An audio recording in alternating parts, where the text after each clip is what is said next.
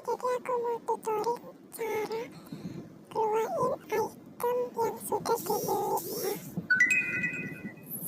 Ini macam ini ya, macam aku ini itemnya.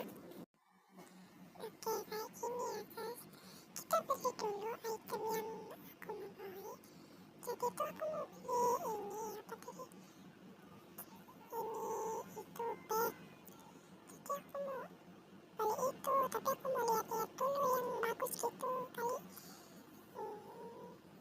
Kayaknya bag ini deh yang bagus ya. Udah deh beli ini. Lalu kita ke yang warna merah ini. Kalian cek aja pakai yang topi ini ya, topi sebelahnya. Ini udah dapet topinya, jadi aku mau coba dulu deket mainnya ya. Ayo kita coba, kita main sekali aja ya. Ini aku mau buat itu dulu. Aku gak apa ngerti buat ini guys, kalian boleh ajarin aku nggak? Nah, sini aku mau tolong orang dulu guys.